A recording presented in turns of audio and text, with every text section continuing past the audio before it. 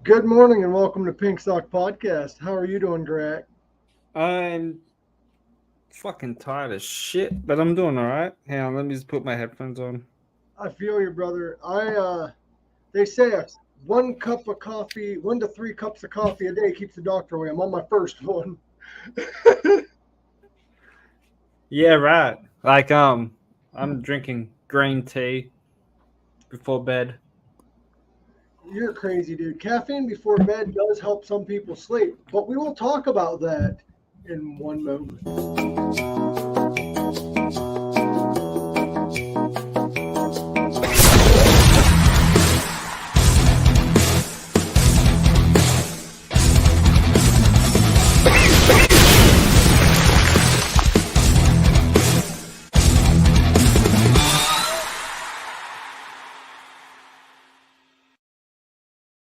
Say we do need an updated intro because there's some of those people that we support that aren't really doing anything anymore, and there's also updated photos we could use, so I need to change that intro a little bit. But Garak, before I go too far off topic, because right now I am medicated on caffeine and cannabis, so my brain's going to be all over the place. um, but caffeine for some people help them sleep, I know it's weird, huh? and for some people keeps them up all night. Like for me, if I drink coffee after, what time is it now? Fucking 10:30 in the morning for me. If I drink coffee after, like, let's say anywhere between 12 to 2, if I drink coffee like anytime after 2, Yeah. I am not going to sleep well that night unless it's decaf. It all depends, though. There's a few people that I know that will drink maybe 4 cups of coffee, even one in the afternoon, like late afternoon, maybe like 5, maybe 6 o'clock or something like that, and they sleep fine. Do you think it has a lot to do with genetics or what you eat throughout the day I or who I you are?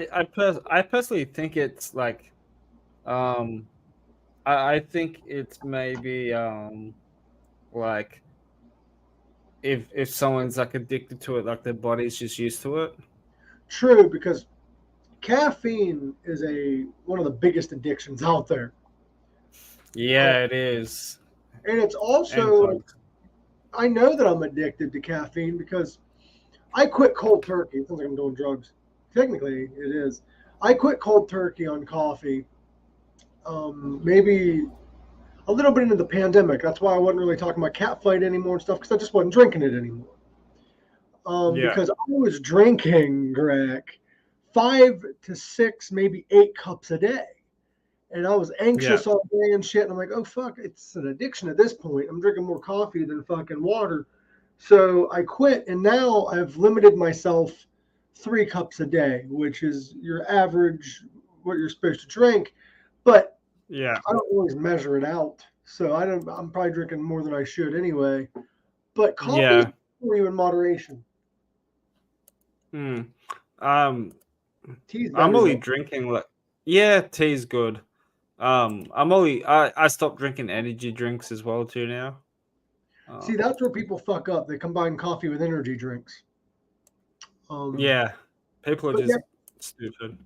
caffeine, chocolate, which also has caffeine, green tea and stuff have been shown to help some people sleep. I'm not one of those people. Chamomile helps me sleep. But here's another weird Mm. thing. I read somewhere online that if you smoke cannabis before bed, it will help you sleep, but it will affect your overall sleep, if that makes any sense.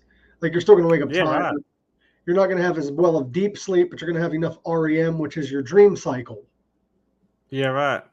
So I decided to take the test because I've got this Fitbit now. Yeah. 3 days in a Oh, you row. got one. Oh, I got one. Somebody gave it to me. A neighbor of mine gave it to me. It's dead now, which doesn't help me. But I, uh, I'm going to bring up my statistics here. Actually, I don't have my phone on me. I'll try to do it off the top of my head. I was not smoking before bed. I'd only like medicate if I felt the need to. So I wasn't medicating like I used to. I started medicating at night. My Yeah. R my REM was an hour and 3 minutes average, like an hour. Uh, Sometimes 53 minutes when I wasn't smoking it. My deep sleep was at like a fucking 43 minutes or some shit. It's supposed to be an hour and something. Yeah. 4 nights in a row, I was medicating before bed, and my REM and deep sleep both improved.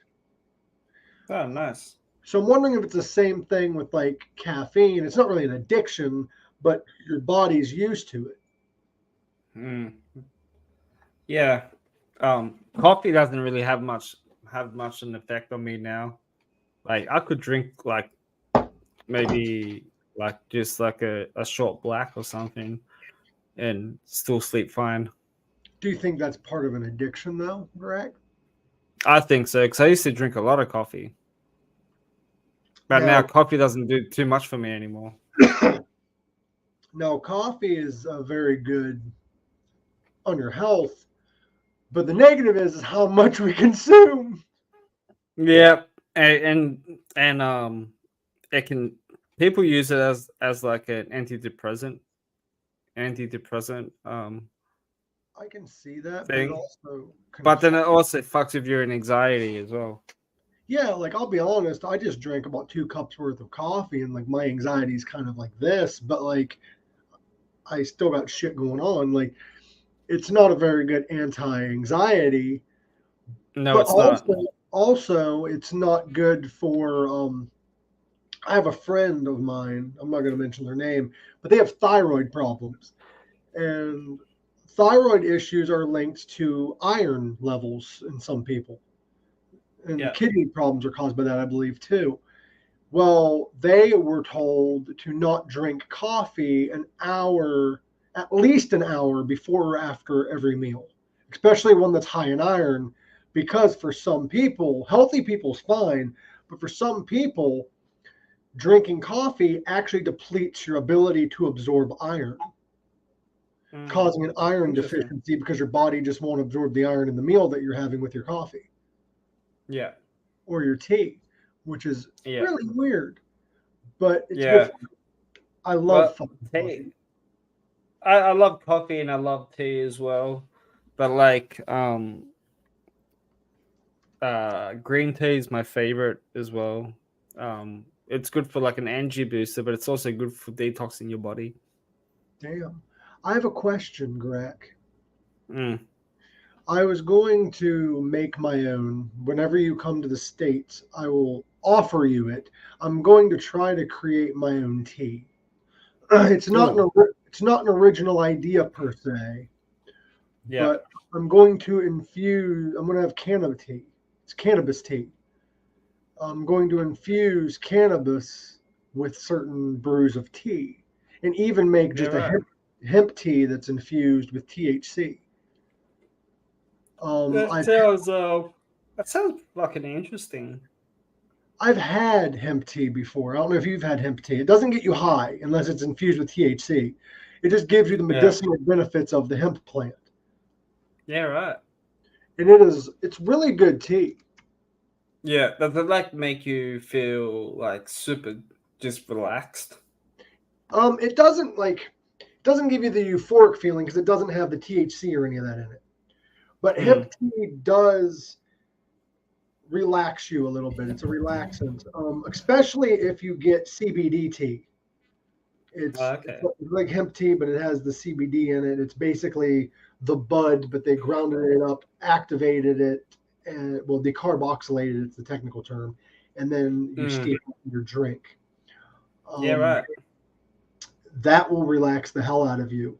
Now, if you want to get the whole like euphoric feeling and relaxed, like you want to feel high but relaxed, get one with THC in it. However, if you want relaxed, not anxious, but like relaxed and kind of high, get a 50-50 or a 1-1 is what they call it. It's basically equal parts THC and CBD. So basically they balance each other out. Interesting. Greg, I need to become a bud tender or get into the cannabis field because my brain open up should open up a cannabis tea shop. I wanted to, bro. Like I really want to. And I know this is out there, so somebody's gonna steal it. But I want to start a cannabis tea company. And I know they exist out west and stuff, more than likely. But I want to start a cannabis tea company. Now, I was going to do a can of coffee company. Me and my buddy was talking about legitimately starting my own coffee company with cannabis and just have it in legal states. But the cost of getting it on the market would be a lot. Plus, cannabis and coffee don't really go very well together. No, I can't imagine it does. No. The That's flavor. why, yeah, flavors don't go well. Taste and flavor be like just be really shit. It'd be off unless you use can of butter, cannabis infused butter. Now, another thing that would be off, and this is why I'm kind of iffy about like cannabis green tea, caffeine and cannabis for people don't go well together. One's a relaxant and one's a upper. So you'd have to do a dominant cannabis strain that is an upper as well. So you'd have to test the fields there. Recently I got into stand-up comedy, Greg. I saw that. I watched a little bit on the train ride to work. Looks like people like when I got to a certain station that kind of cuts out the signal, the reception. So far from what I've heard, people are really digging it. Right, dude. And I'll be honest, 100% honest. And I want to give a couple shout outs for that event because I booked that venue myself. I got the comedians together and stuff. That's the height of what I did. My buddy Matt Cooper and Billy Blaze of the Holistic Cloud, they got the rappers for me. They got the DJ. Well, the DJ contacted me personally, but he did the DJing stuff and handled the sound. So the fact that I was able, with help, I'm not saying it was just me, but the fact that my first ever stand-up comedy show professionally and my first one in 15 years was when I booked a venue and fucking performed at my own thing, and I didn't even bomb. Like I was worried. I was worried about bombing. Like I was very anxious, very nervous, but you can't tell by watching. And I actually rewatched it. I don't watch my own material very often, whether it be podcast or stand-up. So if somebody came at me and was like, "Hey, you said this," I'm like, "Well, maybe I did," because I don't fucking watch my own shit. So yeah. I take. Did you have it like like scripted on what you were gonna do, or you just went out? Here's the fun part. I decided for the longest time. I had like 5 months to prepare. I gave myself and gave all the comedians and stuff. The other comedians were telling me jokes. I was telling them stories, but I wasn't writing everything down. They had things written and stuff and a little bit here and there. I didn't start writing things down and getting it ready until 2 days before the show because I'm a procrastinator. The day of the show, didn't write it down like to remember it. I just had it here. Then I got to the venue and I was medicating. So I went on stage a little medicated. But Sable went on. She did amazing. She had some issues. I had some issues. I had some technical difficulties with the microphone. But all that aside, it's nobody's fault, and it was a great show. After Sable left the stage, I was told I'm next. I'm going out, whatever. The rapper came out, started rapping. I get on stage, blank.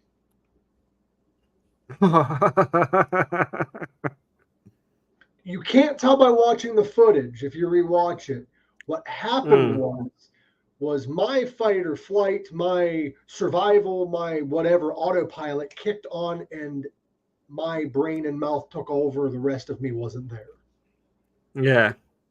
Like it was like I was watching a movie through my own eyes, if that makes any sense.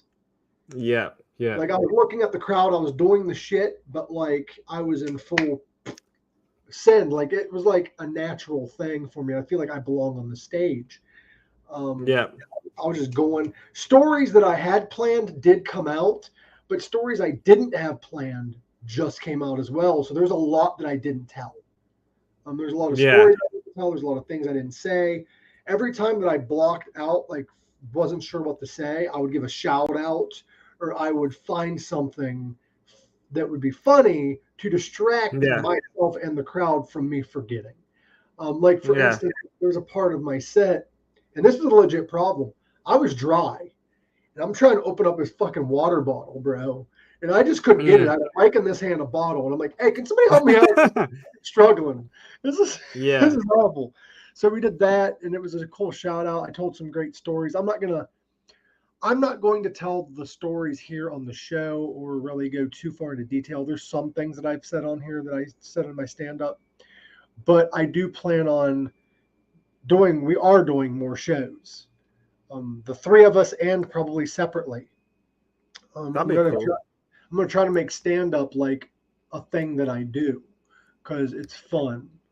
I'm just glad that I did it that way, Gorak. Yeah. Instead of doing an open mic where I'm timed and I get more nervous.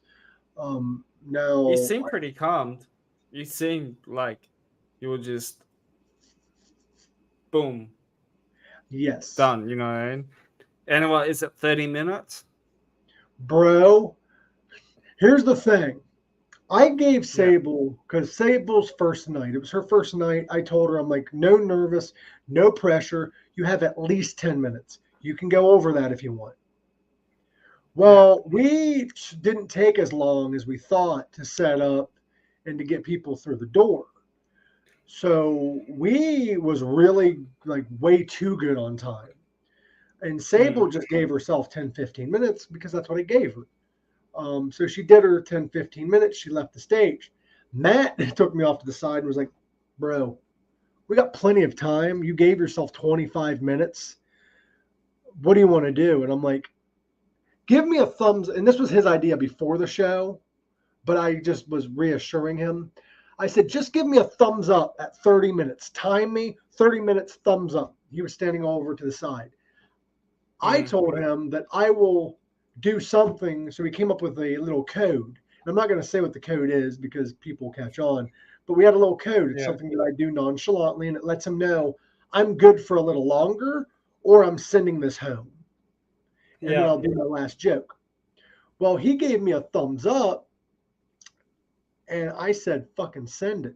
I was already 5 minutes over what I was going to do, but we were so good on time that I had to milk it. So what I did was I told my closing joke, but I decided to have the balls to tell a joke after the closing joke. Like I switched I switched my closer. Nobody else knew this, just me in my head knew this. I switched my closer with another joke because we had a plan that night that made the closer funnier. So I just saved that for later on, for when I actually finally record this and find out what stories work. That's pretty cool. So I switched the two stories because I do plan on eventually, Gorak, filming this, like doing an actual like special. Having a friend of mine film it or whatever, an independent comedian special, and just release it independently. Independent comedian. Yeah, or you can just upload it to your YouTube channel. Yeah, and I'm also doing vlog. I'm gonna start doing a vlog. I just have not had the time to sit down and edit, but I did do some video, like vlogging from that day. I did about 3 videos of me just walking around. I didn't do any at the event, but other people did, so I'm just gonna post that. And I'm trying to get an email sent to me of various angles and shit of my set and everybody else's set, so that maybe we can get somebody to edit it all together and try to fix up the sound a little bit and load it to YouTube. Yeah, that. Make bootlegs. Or a documentary like kind of thing where we each like have videos talking about it and then show it. But it was great, dude. That gym, we sold. I'm not gonna say I, because I didn't single-handedly do this. This wouldn't have been possible without the people that showed up. It wouldn't have been possible without Matt, Sable, all them guys. The Holistic Cloud. Even if you're not from the area, go check out the Holistic Cloud. If you're going through Ohio, they have like 2 locations right now, one in Steubenville, Ohio, one in Blair. A very supportive group of people. But we do plan on doing more stand-up with this. We plan on doing a lot more like that. And I would like to eventually, if I get enough support behind this, and if we can grow Pink Sock large enough, or myself independently large enough, I would like to take this on the road. That'd be pretty good. Like I do plan on doing like a mini tour in the area, like hit like states nearby. But I would like to eventually tour this because I've got friends in Nevada and stuff that could get me venues and stuff. Can hook you up. I don't know if they can hook me up, but they can at least give me numbers and I could book it and just find random places along the way. But I don't have the funds right now for that. But once I do, I will. Which, speaking of, help us get Pink Sock more professional shit. Help us get more everything by going to allmylinks.com/pinksockpodcast. Click on that link. I think it's in the description. It should be. Go to allmylinks.com/pinksockpodcast. Check out our merch shop. We have a lot of great merchandise. Support us. Show some love. If you love this podcast, help us grow into the beautiful flower that I know that we are. I got something funny for you. I got something funny that you might like, bro. Yeah, go for it. My mom was working at her job. She's a waitress. Yeah. Or was a waitress. And this guy walked in and said, I got a gift for you. And she's like, what? He's like, I bought you a new ride. This motherfucker pulled this out. It's a broom with a... I was wondering why you had that broom hanging up on the wall.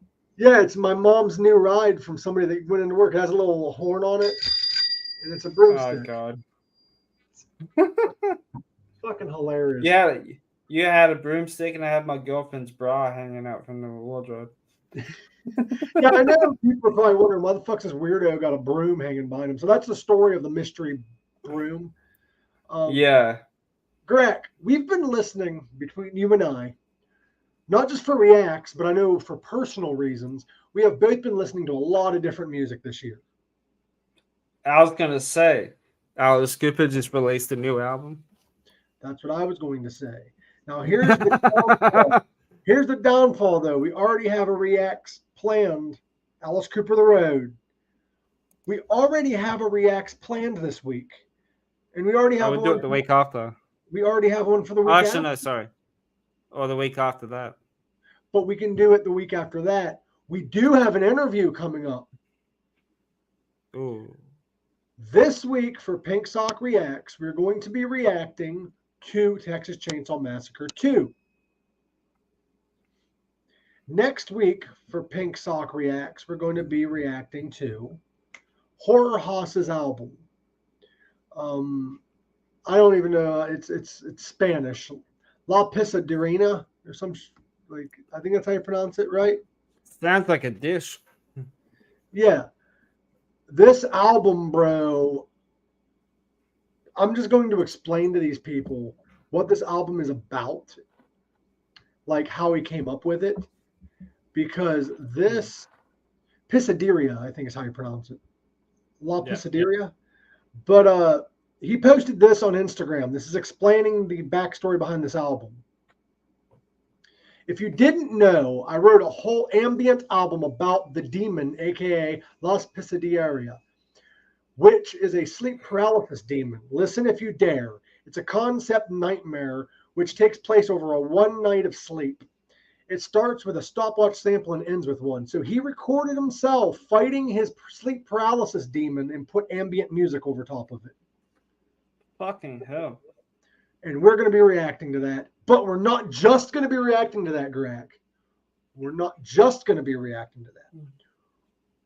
Pink Sock Podcast next week. It's just me and Gorak. We're going to be discussing like we are right now. Check it out. Hit that subscribe button to stay up to date. I'm a little blurry. Let me fix that. There we go. But on Pink Sock Podcast the week after next week, we have Horror Hoss himself in the building to discuss the album. That's cool. He's going to be here to discuss. Is that going to be live?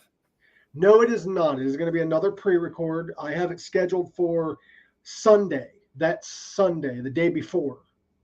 So your Sunday, so Monday for me. Yes, 10 a.m. is when I scheduled it. It would be midnight for you. I cannot wait to talk to him. Fuck yeah. That'd be fun. It's going to be a lot of fun. Yeah, now, man.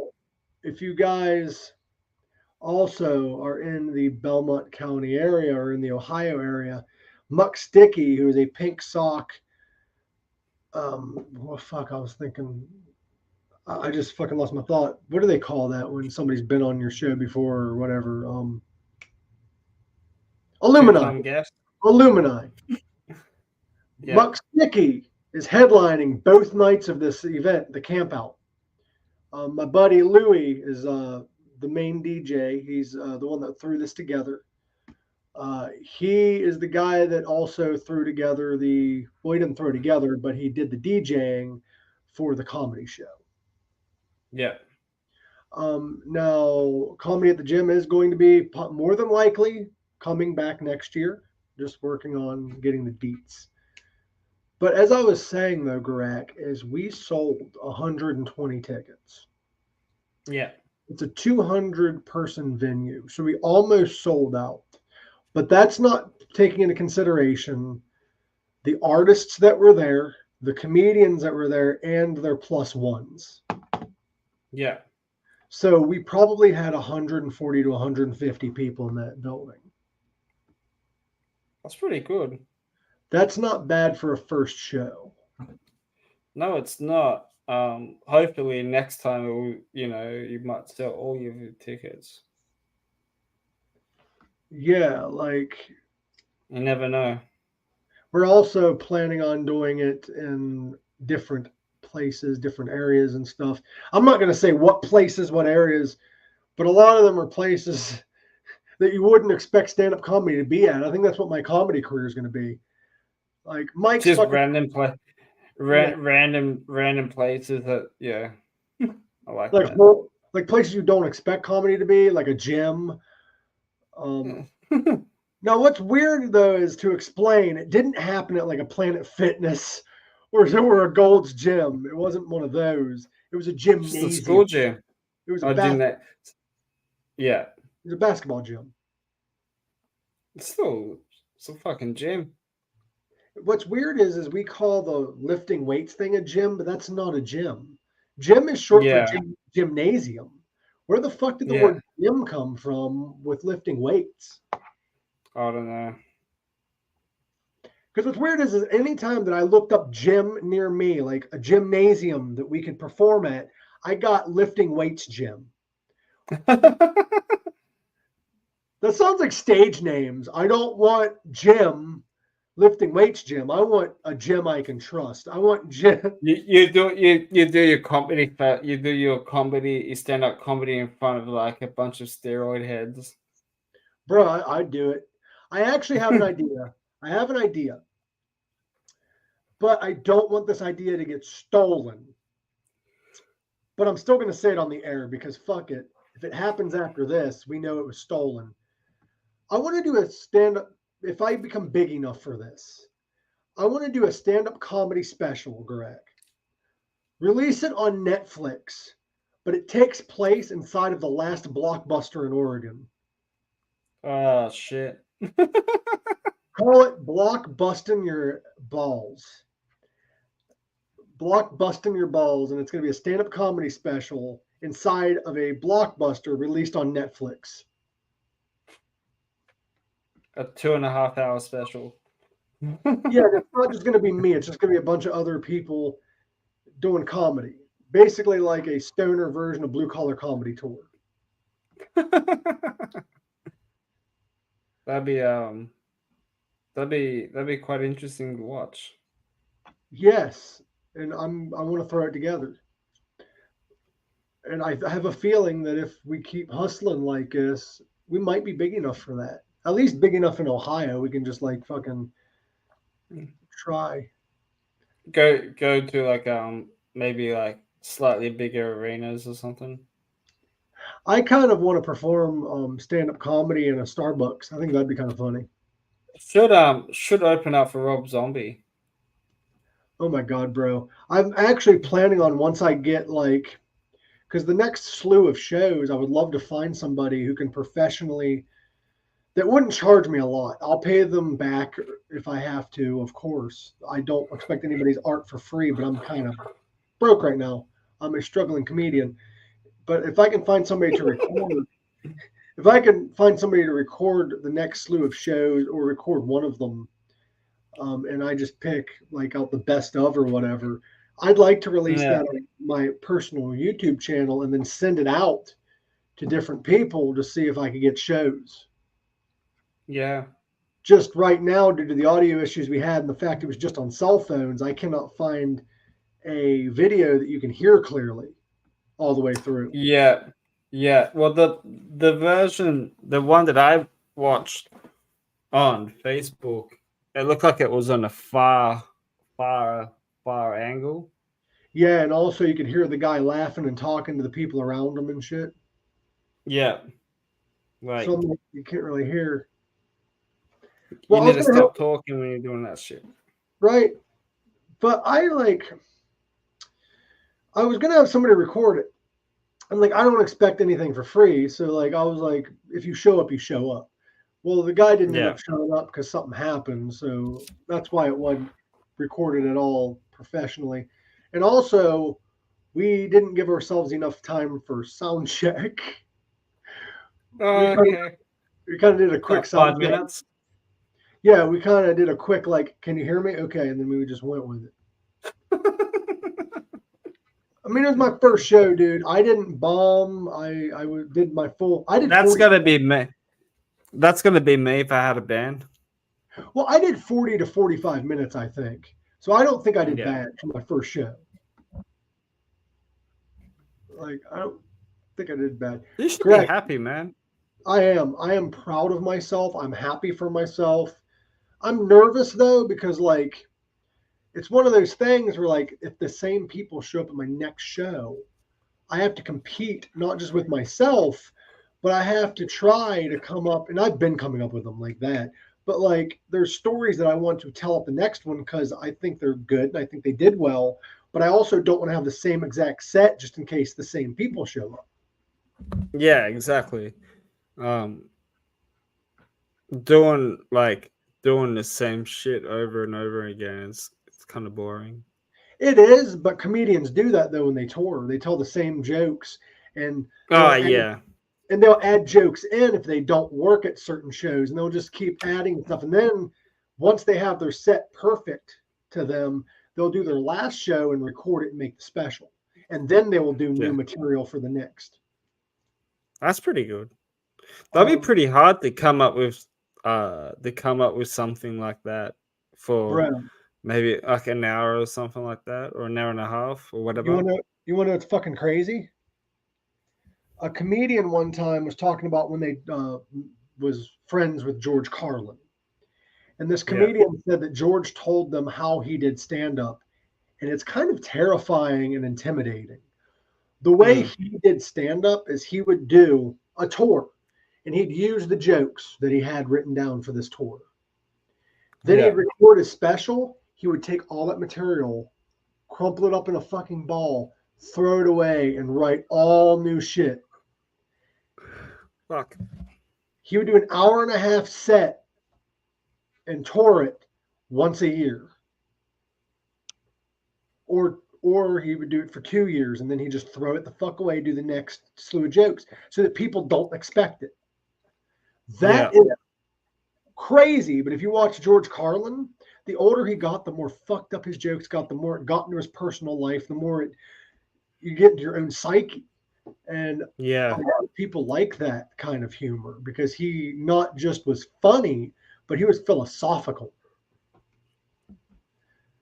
Like one time he was doing stand-up and he was like, how's come other people's stuff is shit and your shit is stuff? It's like all we are as a society is a bunch of stuff. You got your stuff in your house, and then you have to get another building to put your extra stuff in. Whenever you go on a cruise or you go for a flight, you get a smaller version of your stuff. let's say somebody wants to hang out while you're at that destination and you're hanging out at their house, you got to get an even smaller version of your stuff. And now your stuff is everywhere. Your stuff, you got some stuff here, you got some stuff here.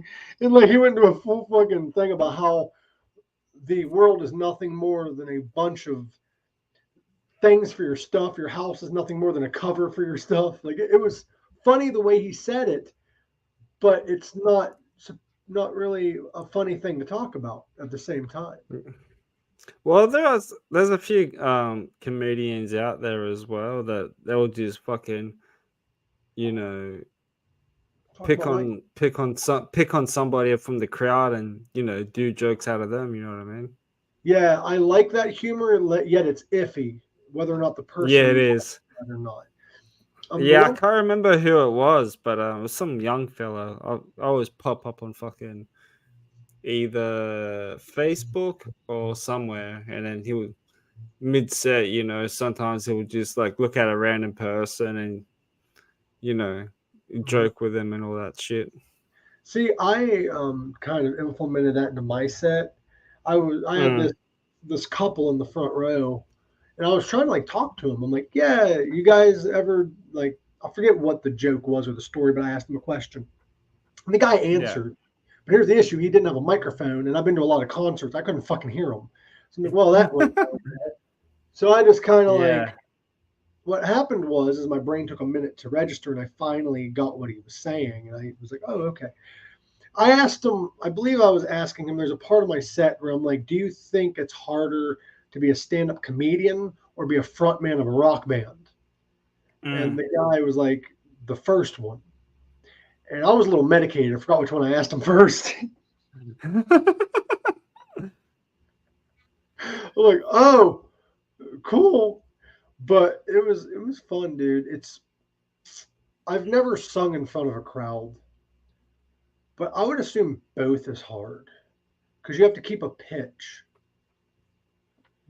But as I stated in my set, which you can watch it, I'm not going to go full into details, but it is harder to be a stand-up comedian for other reasons. Yeah, I guess with music, it's always going to be a love-hate thing from the crowd. It's either they dig it, you know, or they don't, or if there's just that one person that just dig the whole set, then, you know, with comedians, man, they get fucking criticized sometimes too. Yeah, and also comedians, the reason why comedy is a little harder, and I'm going to get serious for a minute, because you can find my comedy on stage, let's be honest. With comedy, there's a weird thing where you don't have any background noise. And I'm trying to find a way to explain this. So somebody in the crowd can heckle you, and they'll be heard. They'll be heard. With a band, you can't hear over the music. Yeah. So your set can't really be interrupted by the crowd. That's where it's harder because the comedian has to be like, you can be a good comedian and get away with it, but you have to have the brain for it and the wit for it when it comes down to the nitty fucking gritty. Somebody in the crowd yells something, you have to be able to counteract with it and still have your set. Yeah. That was like my buddy Billy. He yelled from the crowd, but it wasn't a heckle. He just yelled from the crowd, and I made it a part of my set. He yelled, Mike Usenick for president. And I was like, yes, that is a great idea. However, I'd probably be too medicated. I'd forget to go to my speeches. But that too. And I also was like, just kidding. I wouldn't be too high for that. You're never basically, I didn't say this, but like when you're high, it doesn't really affect your ability to be productive. If you're a lazy person, you're a fucking lazy person. But what I did state was with weed, that is the cure for all. My campaign slogan will be weed is all you need, because you're at war, drop smoke on the people, pot smoke. We'll forget why we're at war. If your economy is doing bad like it is now, fuck, the taxes from weed will fix it. Like it wasn't comedy, but it got people thinking. And that's what I want to do with my comedy, is not only make people laugh through my personal life and also let people realize they're not alone through an anxiety struggle, but I also want people to go away like, man, that guy had a point. Yeah. But he's also fucked up. But he has a point. Yeah. Like that's the kind of humor I enjoy. I'm not a philosopher by any means, even though I look like one. By the time I'm like 80, I'm gonna have a big long fucking beard and look like one of them, like a white, like a Caucasian version of, those Hindu like yoga, whatever. Like, you look into your mind and you see the mind's eye, like that kind of shit. And I'm not making fun of it because I've been kind of getting into that shit. I don't know if you ever dug into that, Gorak. But not really. Get into some, not really spiritual, but some body shit, because people in the Middle East for the longest time have been doing, since like the BC days, they have been studying and believing in what is called the chakra system. Yeah. Which has a lot to do with the way that they meditate and stuff. Well, if they have a health ailment or a pain or whatever, they meditate into that chakra and they do certain things for that chakra. There's certain foods that they eat to heal that chakra. There's certain like yoga that they've been doing. And they've been doing this for thousands and thousands, maybe even millions of years, bro. They've been doing this. Yeah. Certain eating stuff to heal like a headache or whatever. Modern science at least backs the eating and the certain exercise aspect. But these people didn't have doctors back then. They just knew that, hey, we just do the yoga position every day and we eat this certain food and we meditate a certain way and relax ourselves. And live a healthy life. Those people live to be hundreds of years old. And now we're like, oh, shit, they're right. Yeah. Like for years, we're like, oh, it's just religion and all that shit. No, they were right. And how the fuck did they know? Who knows, man? I'm assuming they know everything. That's like a lot of that we don't know about. There was a Hindu guy. He was talking on this show, and he was talking to an American doctor. Yeah. And the doctor said that ghee is not healthy because it's high in saturated fat. And the Hindu guy stopped him, and he's like, "We eat ghee for breakfast every morning or for supper. Ghee actually clears out your arteries and it clears out your intestines and stuff. It is high in saturated fat, yes, but it's not unhealthy unless you cook it in a certain way, which is the way that Americans like to cook. You cook it in bad fat. If you cook a fat with a fat, you're getting more fat. Therefore, you can't blame the ghee for the problem that you caused." So he's like, eat it by itself or with like vegetables, but don't eat it with more fat like bacon and stuff. He also said that turmeric and stuff they use, like it's crazy that herbal medicine for years has been used to cure people. People call it holistic medicine and have thrown it out. And now science is actually starting to be like, oh, wait, they were right this whole time and our drugs ain't working. Yeah. Like you can do the same shit with herbs that you can with doctor created shit. That's crazy. It's pretty crazy. Like, fuck. I love how this podcast went from comedy, which we still do. We still make jokes, do crazy shit, but we also go the serious route. That's what I love about this show. Yeah, we can be serious. We do take our shit serious. We do. With a name like Pink Sock, we take our shit serious. Yeah, man. You got to get a pink sockin'. So you've heard of the shocker, right, Gorak? Yeah. Get ready for the latest, the minivan. Have you heard of the minivan? No, what is it? 2 in the front and 5 in the back. Bro. Oh. Yeah, if she does that, I'm packing. Yeah, honey, let's try this. No, I'm joking. We could do the school bus, but we need an extra friend to help. Oh, fuck that. one in the front and 20 in the back. That's fucked up. So, Gorak, Texas Chainsaw Massacre Part 2. What made you want to do this movie? Because this was your choice. Well, obviously, it was his 37th birthday of the release. And it's just a very underrated movie. good reason, and that is very much true. I saw that movie a few months ago, and I need to rewatch it again because I've watched Same. so much shit that I need to get my brain back into it. But if I'm not mistaken, Texas Chainsaw Massacre 2 was very it was a sequel to the first one, but it was very different than the first one. This one was more of a black comedy than a horror movie. Yeah, this one was like this movie was like was more family orientated. That too, and also when I say black comedy, I'm not sure if you know what a black comedy is, but if listeners don't know, black comedy is literally the word given for a dark comedy, like a horror movie comedy or like a fucked up comedy. And this movie is a black comedy. Yeah. It follows, if I'm not mistaken, the not just Leatherface, but his family. Yeah, that's what I was saying.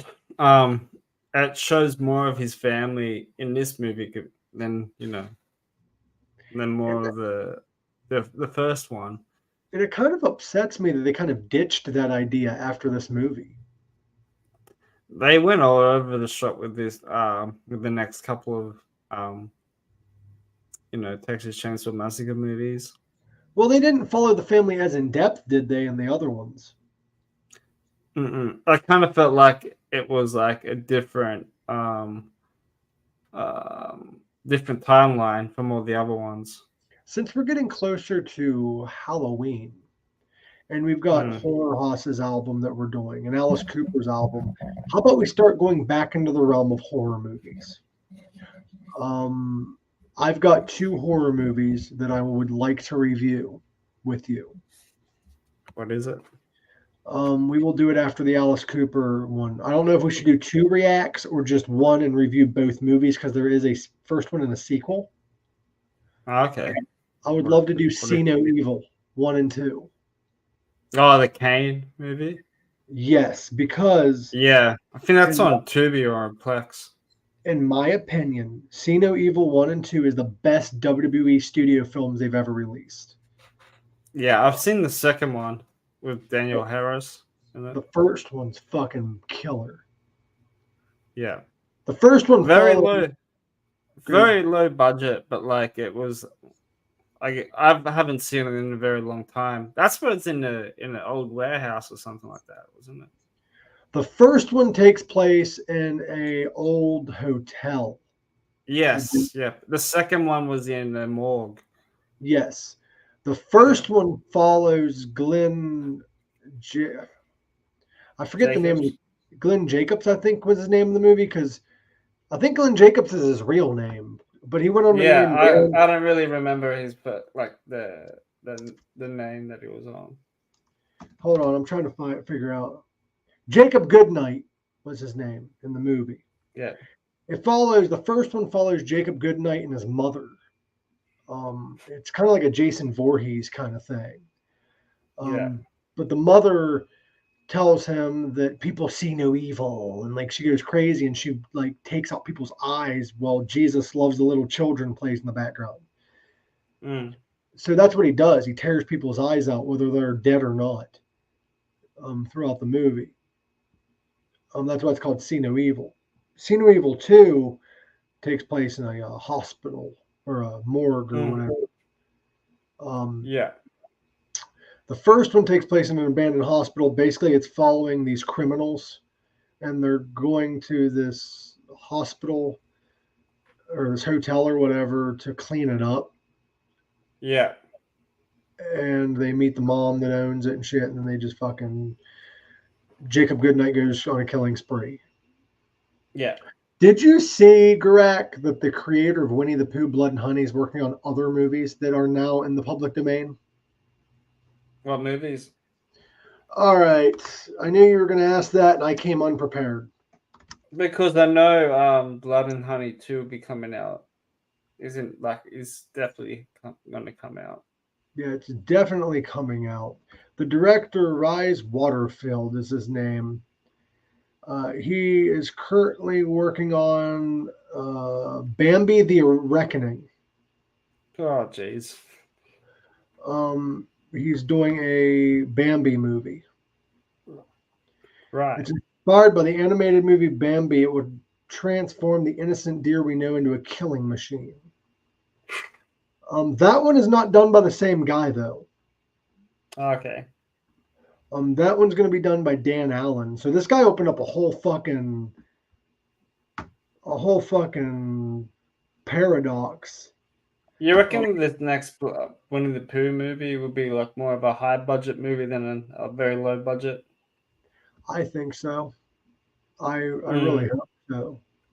That was kind of like that with Terrifier 2. Like Mhm. Terrifier 2 became one of the most successful horror movies to come out last year.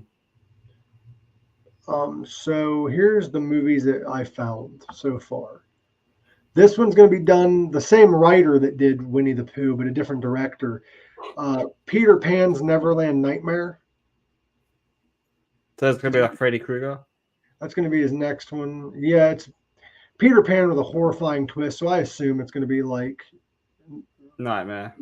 Then Andy Cheen is working on Fiona. Princess Fiona has to survive her years of imprisonment in the highest room of the tallest tower while dealing with her enchantment every night when the sun sets. Now, I don't know how they're going to get the legal rights for that because that's a more recent movie. Yeah. Then they've got another movie coming out, which I don't know what the hell this one is. What the fuck is this movie? Freddy's Friday? Oh, is it the teddy bear ones? Yeah. Yeah, that's based on a video game. Or a clown or whatever. No, it's the teddy bears. It's No, this one's a clown. This one's a different one. I think it's a different thing.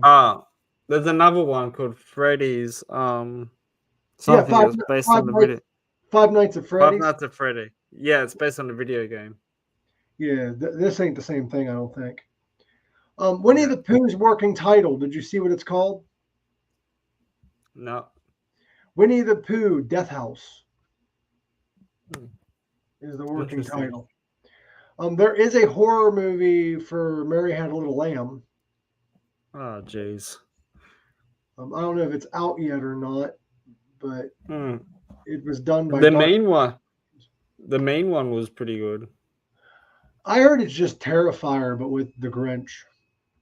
Yeah, so it's the guy that played Art the Clown was the Grinch in the movie. Yeah, I heard it's just the same thing as Terrifier, but with the Grinch because he don't talk. He's same concept. Yeah. And I heard, don't he act the same too? Very similar. So there you have it, guys. That's the mean one. So how was the mean one though? Like other than yeah, I watched it during that Christmas time period last year. I downloaded it, but it was like the shitty the video cam version where you could see the people walking and all that crap. Dude. Yeah, I know. I still go to the theaters, dude, and watch movies. I went and saw. It was never released here, so it was just like I don't know if the mean one was released here or not. I saw Winnie the Pooh, Blood and Honey. I think it was just. Oh, that was in theaters, but I think that was just like on streaming services. Damn. Well, I mean, we can get there, dude. We need to watch. Is the mean one as violent and as graphic as Terrifier? It's not that graphic. Okay. I'll have to watch it. So, Gorak, are you excited to talk about Texas Chainsaw Massacre 2 on Wednesday? Yeah, I'm going to watch it on a break this week. I can't wait to listen to Horror Hoss's album again. I've heard it a lot. It takes you on a journey, dude. Once you listen to it, you'll agree with me on this, even though you've never done it before. But I got medicated and listened to this album. Holy fuck! I'll play it before I go to sleep. You're a fucked human. You're gonna listen to. I did it. Never mind. But you're gonna listen to somebody fighting their sleep paralysis demon while you try to sleep. Yeah. I'll let you know if I'm the changed man. You will be after that. But hey, Gorak, anything you want to promote before we go? I'm ready for bed. Dude, that should be the name of your podcast. If you make your own podcast, In Bed with Gorak. Yeah. I get the girlfriend as the co-host. Yeah. Yeah. Does she just talk about her sex life? Would you like to promote her? Because I know she does like yoga, right, or meditation or something like that. Yeah, she's a qualified yoga teacher, but she hasn't really taught any classes, but she does study like healing and meditation and all these type of things. She does yoga. She loves it. Does she do this professionally? Like, well, does she help people? She's qualified to do. No, she's not. But I think she told me she's trying to get into it. You know, bro.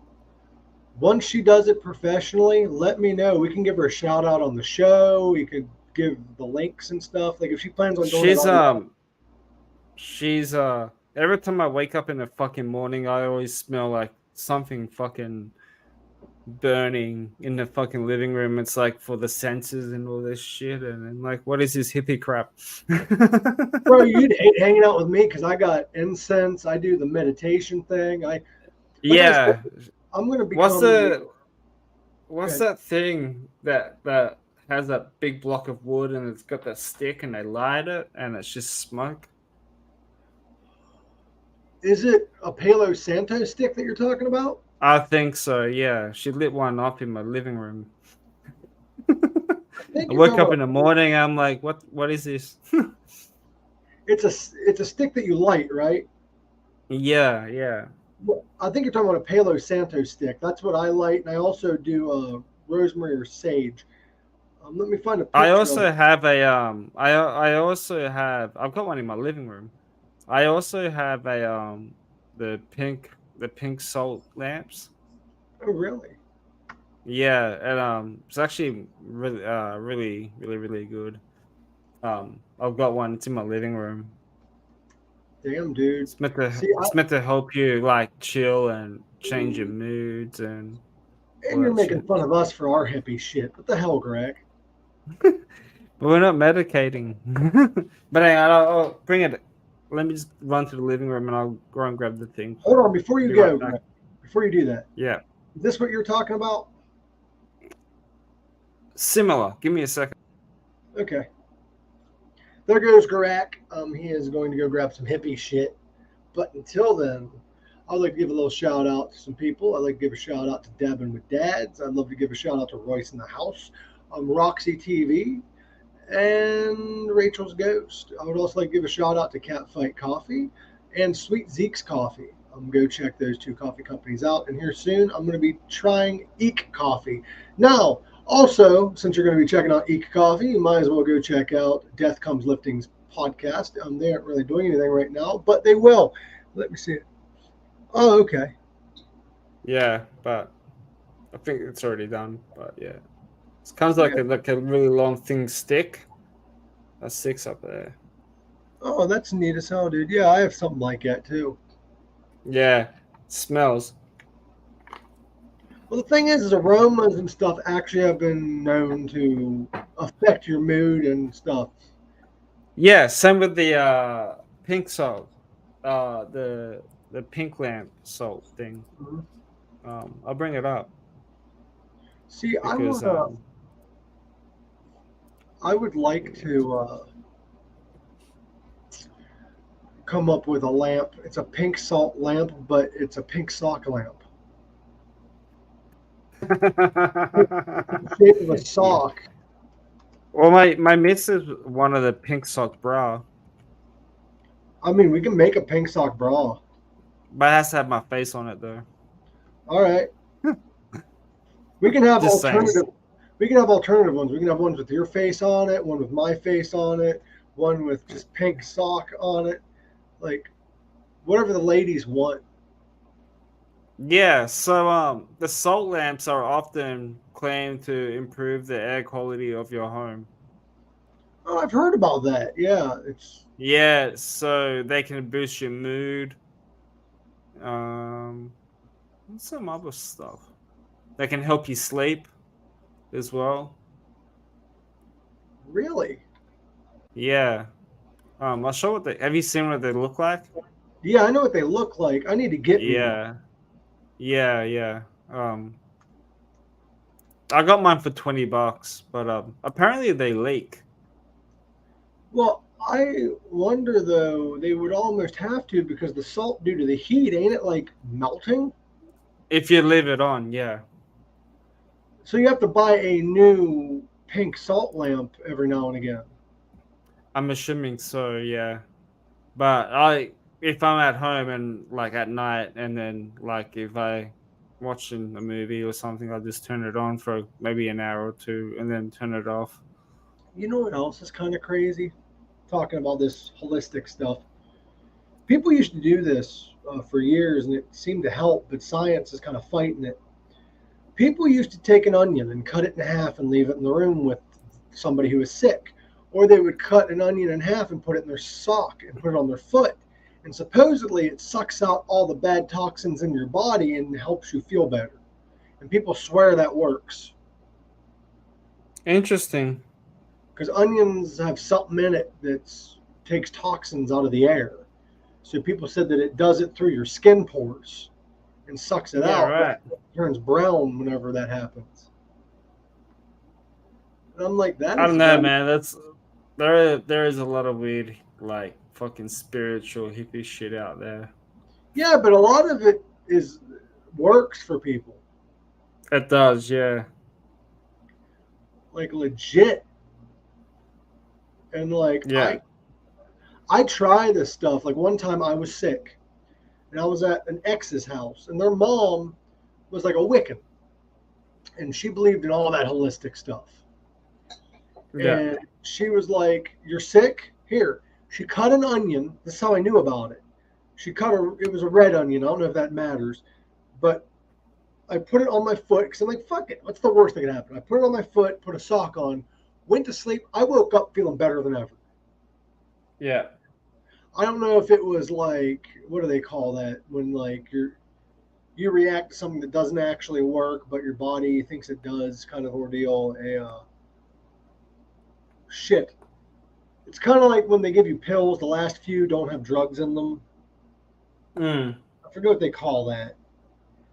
But I don't know if it's that kind of effect or if it actually worked. Yeah.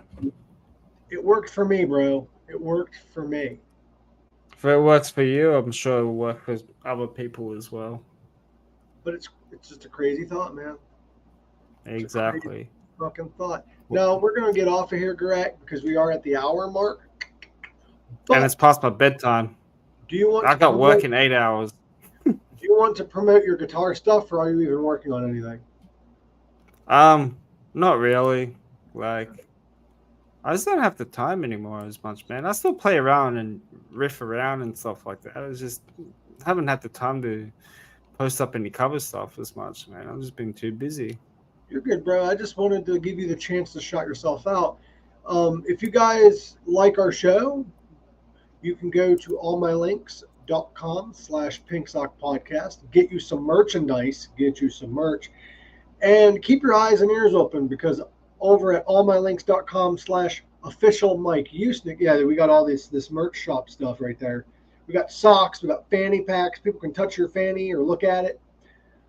We have all kinds of stuff. We have mugs. So go check it out. And also keep your eyes open because on my official Facebook page, allmylinks.com/official Mike Usenick, I'm going to eventually come, once I start doing shows, you can come see me. I'm going to be working on my own personal merch that goes along with my jokes and stuff. Nice. So guys, keep your eyes open, your ears open. Go to my YouTube channel. Go to Gorak's Instagram. You can find everything on our links on Instagram and shit. Love you guys, and as always, live long, rock hard, motherfuckers, and live the best life you can. And be nice. And stay what, Greg? Stay hard. Eat your vegetables.